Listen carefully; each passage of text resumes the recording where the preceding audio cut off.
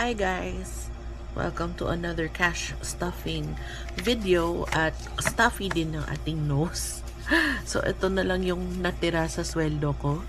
So pumasok yung sweldo natin on a Thursday, March 12. So binayaran ko muna yung bills and debts online. So yung si SPay Later, Last Pay Later at si Globe. Sila lang yung mako-cover sa amount ngayon. Alright, so also I did mini stuffing sa aking mini Mugi binder, yung blue. So naglaan ako ng 400 for BIR penalty, sa market 350 at sa groceries 400. So hopefully may income day tomorrow para meron pa tayong mapaglaanan na additional funds.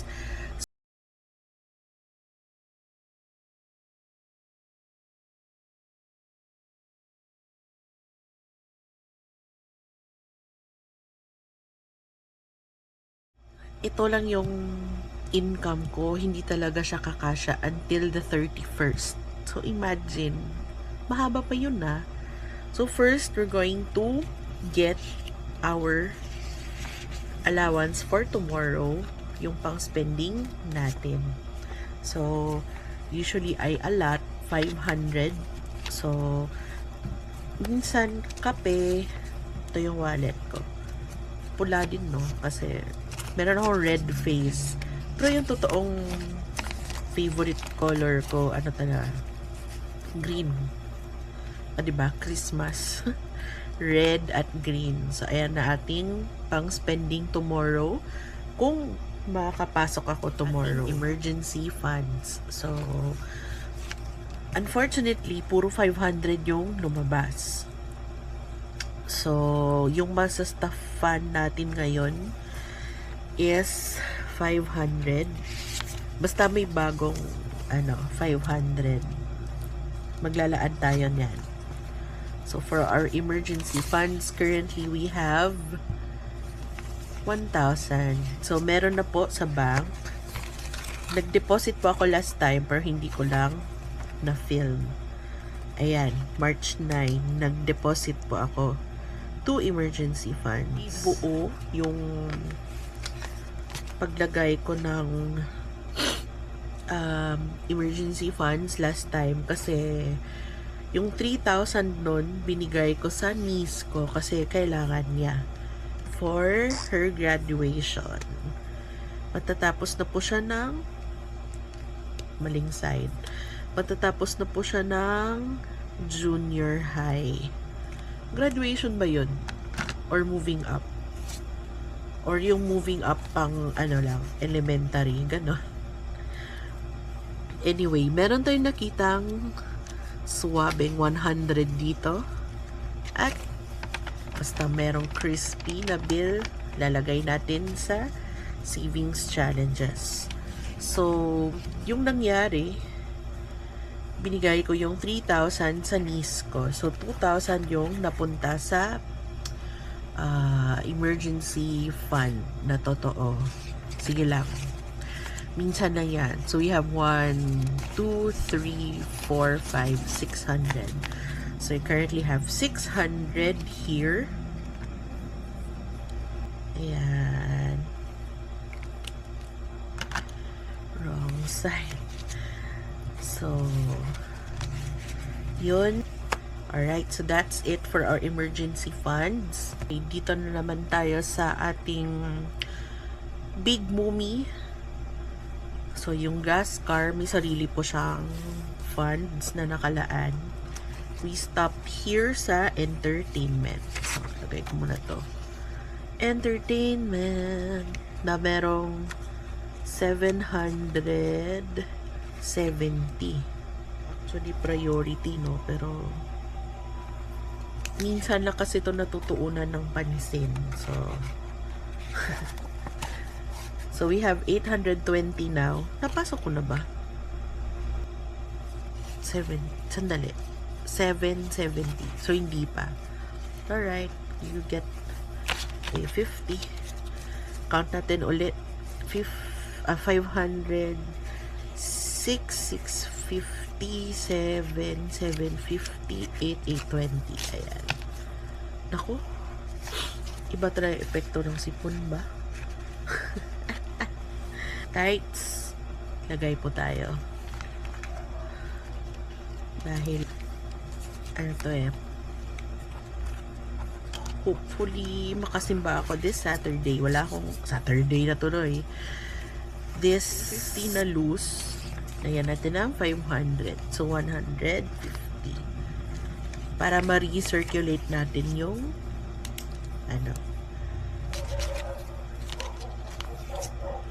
kailangan ako magsimba. Next, we have tech.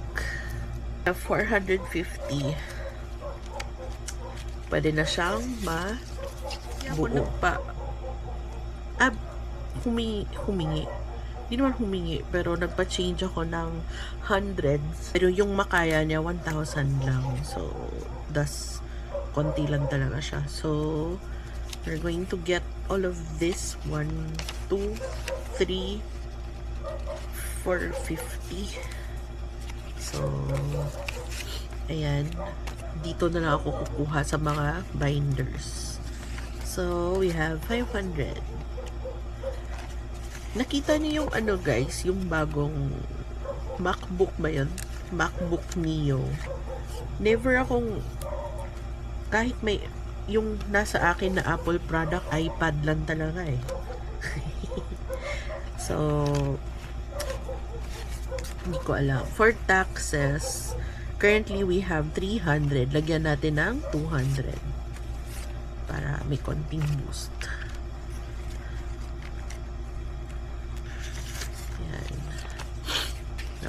Yan, sipon. MacBook Neo ba yun? Na 39,999. Affordable siya, pero ano kaya yung specs niya? Matagal ko na rin gustong magka-MacBook. Magaan siya diba? Although, hiyang na hiyang talaga ako sa mga ibang laptop. Yung current laptop ko, Lenovo. So, pero gusto ko pa kasi may isang laptop sa isang office ko. Pero hindi na ako magdala ng laptop. Nakakapagod. So, wala tayong maybe we can do 100 for parents.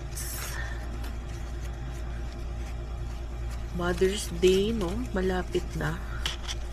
April, May at Father's Day. Shucks, magkarugtong itong parents sa April. Okay, dito na tayo sa likuran. 750 yung expected.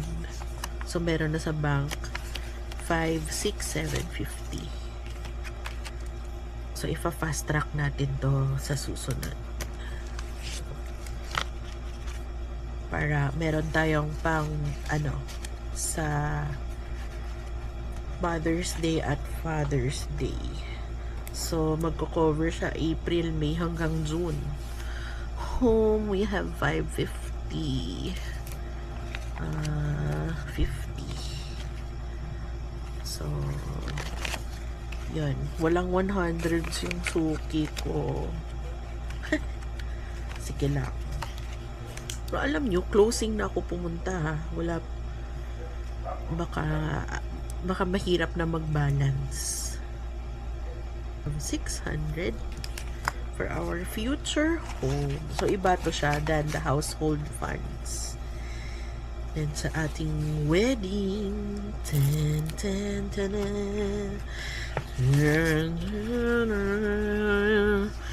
Okay. Nilalagay rin ng 50. Kunin natin. Yan. Para magamit yung hundreds. Dugyot naman ito. 1, 2, 3. 300. Siguro sa mga June natin to if a fast track. Kasi December na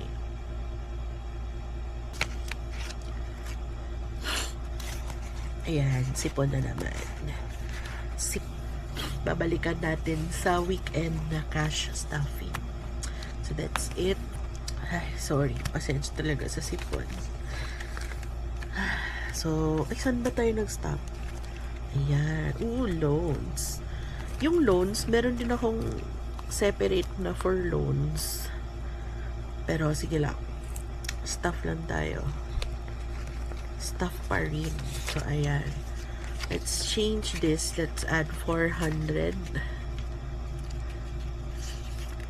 Ayan. Para mas mabilis siya ma-back to bank. Yung metro kababayad ko lang. So, babalik tayo sa 50. Yung magandang 50. Ayan. 50. Ayan. Another 3 months para makabuo ng 1,000. Maabot talaga ng 3 months, guys. Grabe. Credit card. Para maging 1,000 na to siya. Let's take the 50. Yan.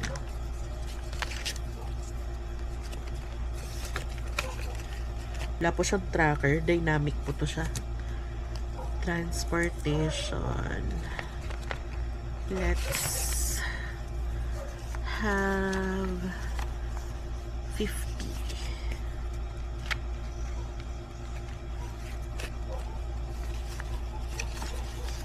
1, 2, 3, 450. Alam nyo, malabo to na category. Binabalik sa Grab ko. Kasi pag ibabalik ko to, parang 2 to 3 days lang yan. Ubus na yan lahat. So, nagsisave lang ako, pero hindi ko alam yung final destination niya. Subscriptions. We have 1, 2, 3, 400. So, lagay tayo ng 500. Maubos na yung 500 ko.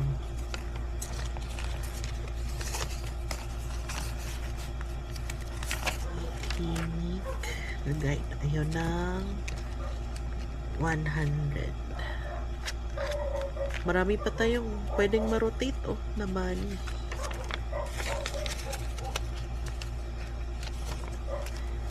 Ako, kakagastos lang natin to dahil nagbayad ako, diba, ng registration fee.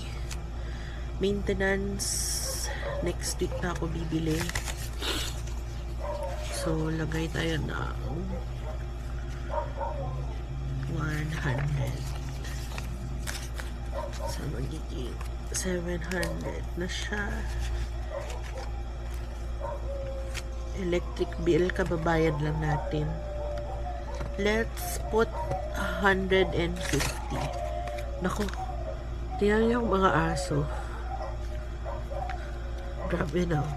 Let's put 200. Yung aso ko, sumasali din. Pa tayo, lalagay natin sa buffer or i-additional natin sa credit card at loans payment. Internet bill. Kano ba to?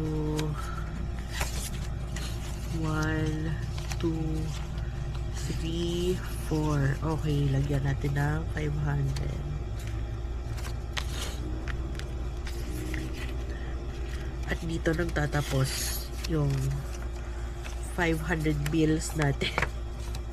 Sakay internet. Housing natin ng currently have 650. Lagay tayo ng 50. 50. Ay, hindi. Wag 50. Ano natin? Ano ba? 650 para maging 800.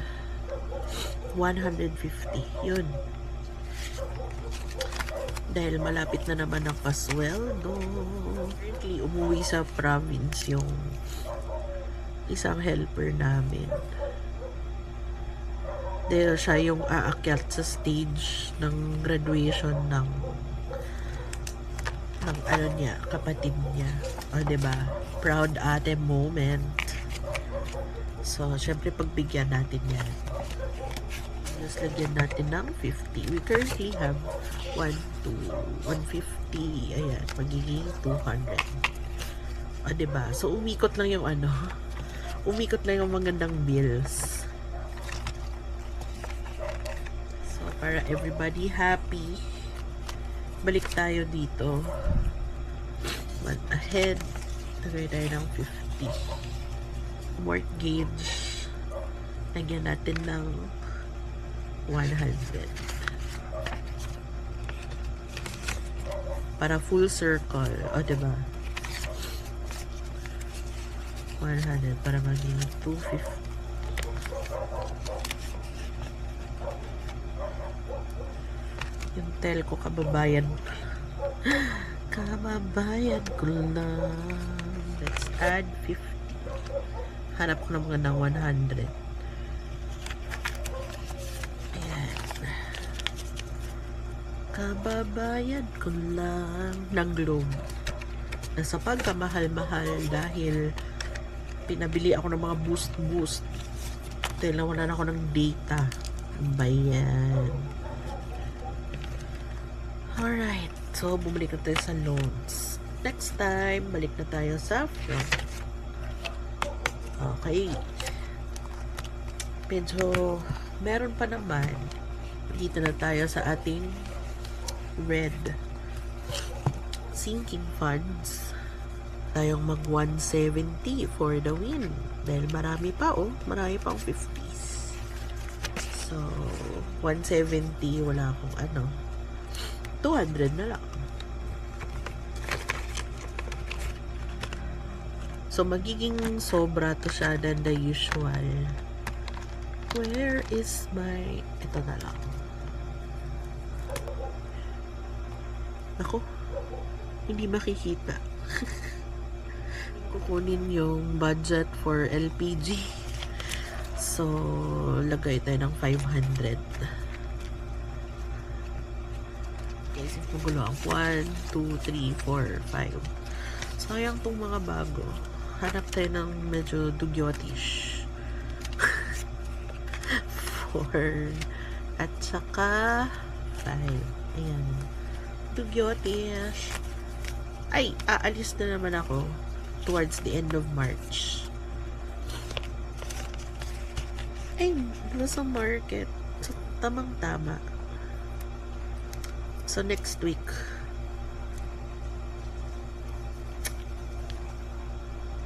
Bibili ng Soleil. Brand yun, di ba? Sorry. So, ayan. Groceries natin. Lagyan natin ng 100 dito. Merong 500 sa mini mugi. Mini mumi. Anong mini mugi? Ano ba yan? So, ayun. Pero matumal talaga this week. Sige lang. Naintindihan ko kayo. So, meron tayong 1,000 to 1,250. Bakit? Bakit 1,3 anong? Ay, okay. 250 nga. Let's put 100. O, sige, 250. Let's put 200 tapos 250. Let's put 100. Ano ba yan? So, last time, may na-over budget ako last Sunday. May kinainan kami, hindi naman masarap. So, travel, meron tong travel. Travel to ha, alam ko na, wala, kahit walang ano. Meron siyang separate na funds doon. Christmas birthdays. So, nakabili na ako ng mga gifts. Naubos na lahat. So, maglagay tayo ng 100.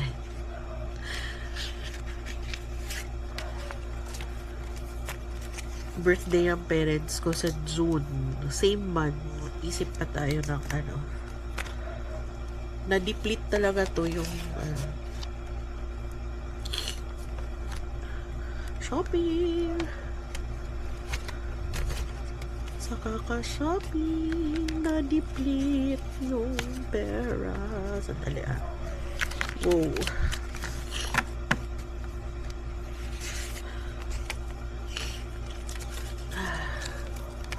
Yung sipon mo na ng impulse buys. Naku. Sige lang, mga gifts naman yung binili ko. Oh, char. Pero totoo. Diba? Gifts. Wala na tayong So, let's go with 100. So, meron tayo 150.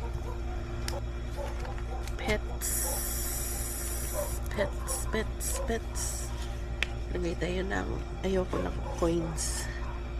90 pesos. So, ayan. April pa yung deworming niya. Tas kakabili ko lang ng dog food. 650. 90 pesos. So, 650.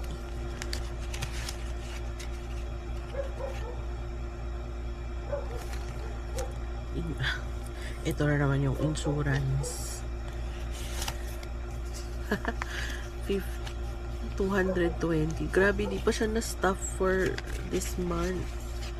Sige, kukuha ka na. 50 lang.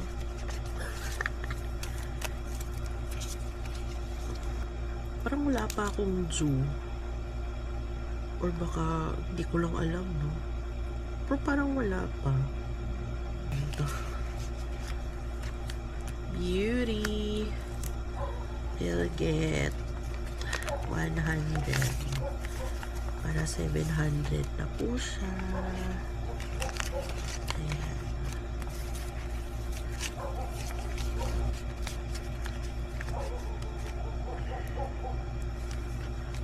Conventions.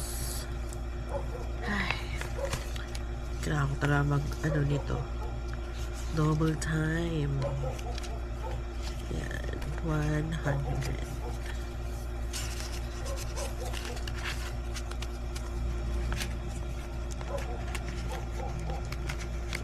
Oops. Wah, dental medical. Ako.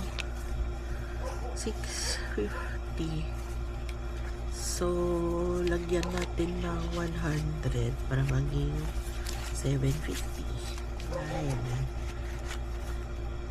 Malapit na siya sa cleaning. 800. Pero may mga pasta pa kasi yan eh. So, yan natira natin. 50, 100, 150, 200, 250, 300. Naglagay kaya tayo sa yung retirement at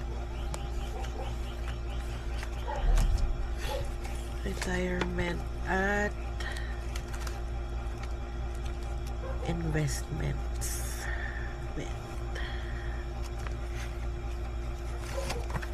Taray din. Yung magandang 50.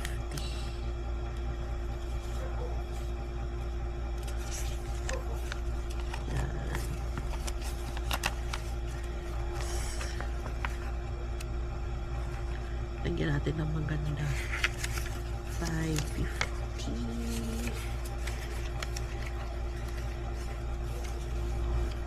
Kita nyo ba?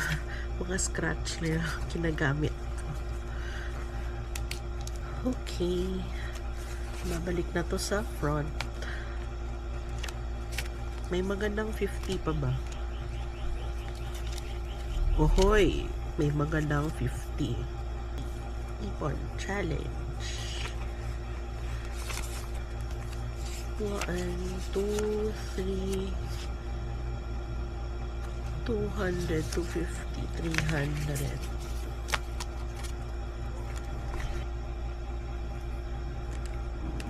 Kumuha ba tayo ng dito? Nung February pa last. Kuha ng 500. Kaya mag-track. Ayan. daily sales, paycheck. So, plus, if merong additional at ima-minus nyo if merong i-deposit or pagkakagastusan. Okay, then yung date. So, since September, 1.6 na tayo. 1.7 ba yun? Kaya ma-cash stuff. Despite sa nagtataasan ngayon na prices ng gasolina. 150 magiging travel funds to. Bye!